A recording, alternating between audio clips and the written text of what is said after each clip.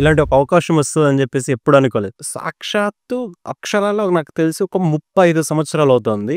మే 9 మా నాన్న చూసిన ఒక బెస్ట్ సినిమా ఎక్స్పీరియన్స్ నాకు ఎక్స్ప్లెయిన్ చేశాడు. ఈరోజు నా ఫేవరెట్ యాక్టర్, మనందరి ఫేవరెట్ యాక్టర్ మెగాస్టార్ చిరంజీవి గారి గురించి ఆయన ఫేవరెట్ సినిమా జగదేక వీరుడు అతిలోక సుందరి.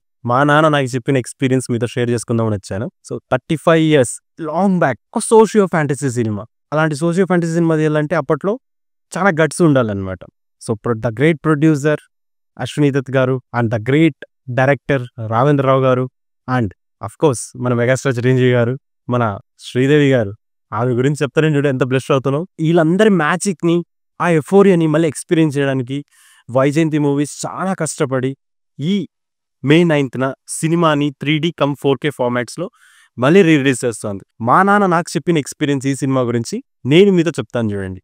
ఆ రోజుల్లోనే అబ్బని తేని దెబ్బ డ్రెస్ ని 3 గంటల్లో టైలర్ దగ్గర కుట్టించి రిలీజ్ కి 3 గంటల ముందు కుట్టించి తను బ్లాక్ లో టికెట్, ఆ రోజుల్లో టికెట్ 10 రూపాయలు ఉంటే అప్పట్లోనే ఆయన 150 రూపాయలు మా ఊర్లో పెట్టి సినిమా చూసి పోలీసుల దగ్గర దెబ్బలు తిని సినిమా చూశాడు. ఈ సినిమా స్పెషాలిటీ గురించి ఎంత చెప్పినా తక్కువే.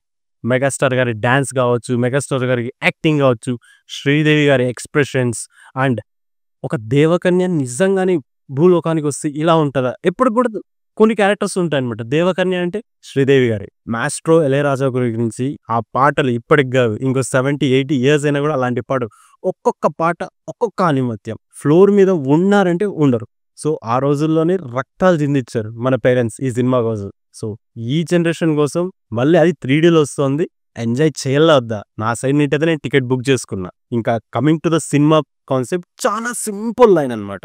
ఒక దేవకన్య, ఒక మానవుడు, వీళ్ళిద్దరి మధ్య ఏం జరిగింది అనేది స్టోరీ. ఈ ప్లాట్ ని అశ్విని దత్ గారికి చాలా రోజులు ఒక డ్రీమ్ ఉంది, సోషియో ఫ్యాంటసీ సినిమా ఒకటి తీయాలి తీయాలి తీయాలి అని చెప్పి.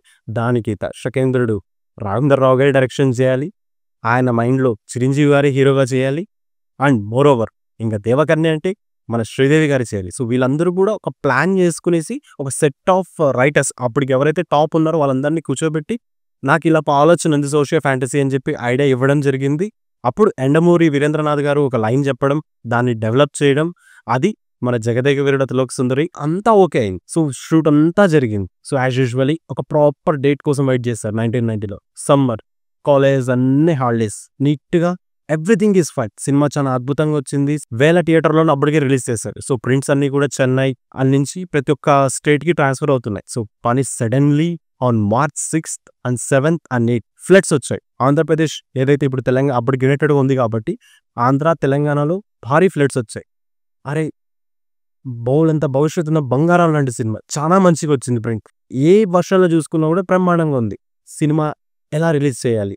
సో అశ్విని దత్ గారు అండ్ ఎందుకు నేను లెజెండ్ ప్రొడ్యూసర్ ఉన్నానంటే ఇలాంటి సినిమా తీయడం గొప్పది. ఇలాంటి సినిమా రిలీజ్ చేయడం, అలాంటి ఒక క్రైసిస్ మూమెంట్లో రిలీజ్ చేయడం ఒక లెజెండ్, ఒక సినిమా ప్యాషనెట్ ఉండే ప్రొడ్యూసర్కి తెలుస్తుంది. అక్కడి నుంచి ఆయన విజయవాడ బయలుదేరడం జరిగింది.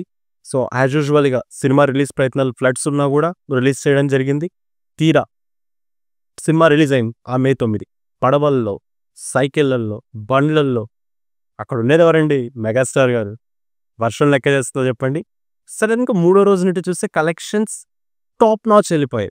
అప్పటి ముఖ్యమంత్రి అయిన ఎన్టీ రామారావు గారు ఒక ఈవెంట్ కోసం విజయవాడ వస్తుంటే అశ్విని దత్ గారిని పిలిచి, బ్రదర్ చాలా మంచి సినిమా తీశారు, ఇది డెఫినెట్గా సక్సెస్ అవుతుందని ఒక ఇంటర్వ్యూలో అశ్విని దత్ గారు చెప్పారు. One of the common audience, చాలా కామన్ అండి, సైకిల్ వెళ్తుంటే దత్ గారిని చూసి దత్ గారు సినిమా భలే ఉందండి, చూసారు ఈ సినిమా 1000 రోజులు ఆడుతుంది అన్నాడు. సో అలానే ఆయన నోటి వాక్యం ఇంకోటి, సినిమా అద్భుతంగా వచ్చింది. ఈ ఎక్స్పీరియన్స్ని ప్రతి ఒక్కరూ మళ్ళీ ఎక్స్పీరియన్స్ చేయండి. మా ఒక్క చిన్న ట్రైబ్యూటే ఈ వీడియోతో చెప్పే ప్రయత్నం చేస్తున్నాం. మేము వెళ్తున్నాం, మరి మీరు వెళ్తున్నారు కదా. ఈ సినిమా గురించి నేను చెప్పింది చాలా తక్కువ, ప్రతి ఒక్కరూ ఎంజాయ్ చేయండి. ఆ ఎఫోరియా 30sలోని 40sలోని మెగాస్టార్ని చూద్దాం. We need to see his euphoria. Signing off the day.